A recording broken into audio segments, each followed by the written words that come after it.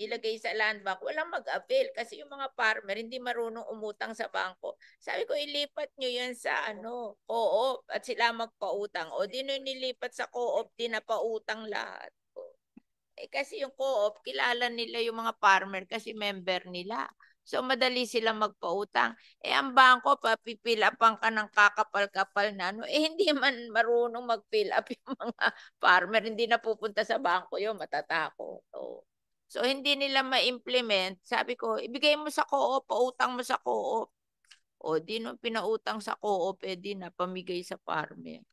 Minsan, you have to understand your market kung kaya nila yung paggagawa mo sa kanila. Otherwise, the bill will fail.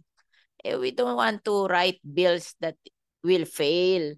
Bakit pa tayo magpapakahirap? Wala rin namang mangyayari. Tapos after 6 years, i-amen na naman kasi walang nangyari, di ba? Ayusin nyo, detalyado, at kung sino talaga yung concern, di ba? Ako, ayoko na nga pupunta dito si Secretary Tio. Buti ikaw pumunta. At least high value crop ka. Diba? Hirap na ako. Kaya ayoko na ng senador. Hirap na ako.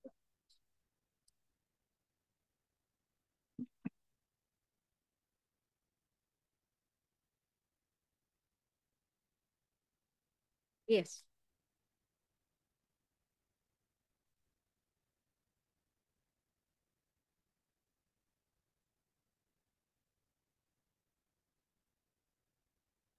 Yung tapos ka na? I want to hear yung yung project ng Japan sa meron dito yung Japan na nasa Pangasinan, di ba? Yun. Nandito sila yung project nyo sa Pangasinan about Moringa. Can you make a report on that? Madam Chair, may I first introduce the members of the MPFI who are either planters themselves or producers. Bong comes all the way from Bicol. He is a planter. I've seen his processing plant. Go ahead. Jonito is already marketing in Robinsons and in all branches of Andok. Sila kasi private. Yes, yes. So, yung private talaga, efficient yan. Kasi pag hindi yan nakabenta, tanggal yan sa trabaho. Yes. Yan ang pinag-uusapan natin, gobyerno. Kasi sa gobyerno, miski ka hindi mo magawa trabaho mo, basta malakas ka, you stay. And then we have, Madam. I want to hear that, Yes, Japan, I was going to Philippines, introduce her. Japan, Philippines, Moringa. Okay. This is Hinara Matsuoka.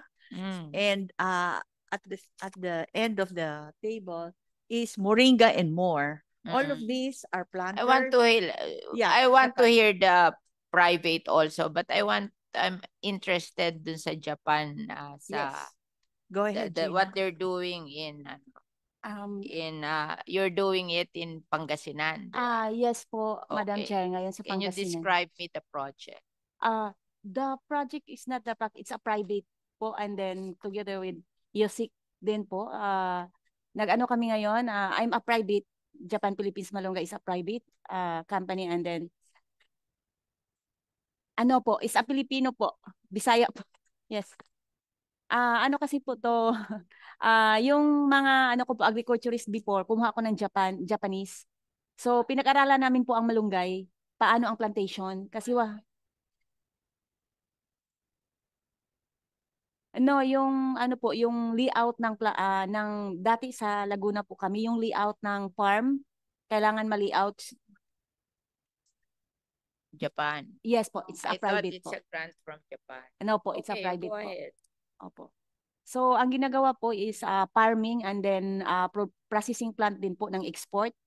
Nag-export po tayo ng malunggay dry leaves sa Japan, Europe, and US.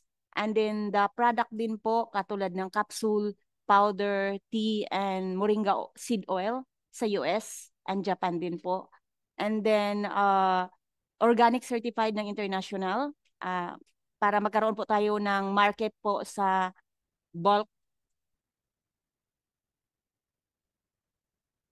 So, magkaroon para tayo magkaano ng export, ano po yon yung sa ano po ng partner namin na bibilhin yung area dati ng mga pugo pero hindi natuloy. That's why po, yun po. So, and then nandoon din po ako kay Ma'am Bernadette Arellano sa area po. Sila po yung nag-rent.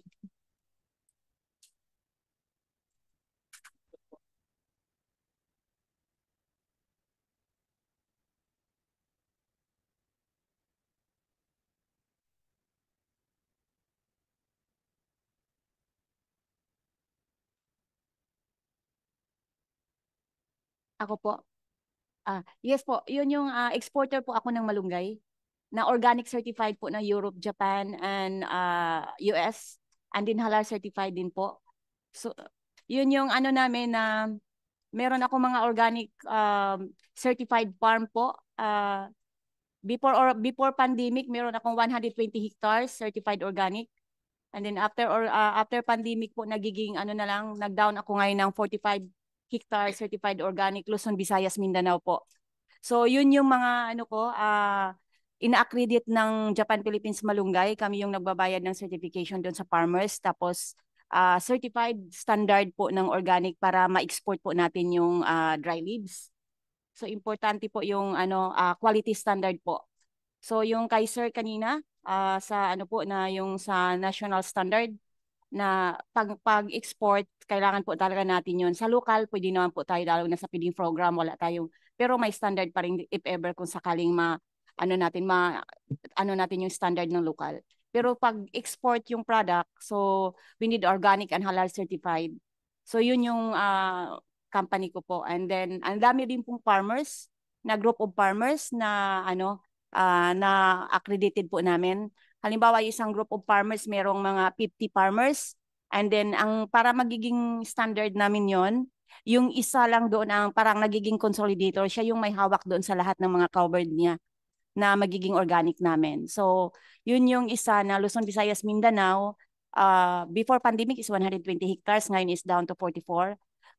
So, gusto pa na for the coming year, magiging mas mataas pa yung organic certified natin na malunggay kasi yung market ngayon sa export, hindi nila bibilin pag hindi ka certified organic. So nakafocus kami sa 80% sa export po na mini-maintain namin for 7 years. Organic certified po ng Europe, Japan, US, and then ang US din nag-required ng halal para halal certified na international halal po. So yun yung Japan Philippines Malunggay. And then even dito sa mga cooperative, meron din kami mga ina-assist na mga cooperative.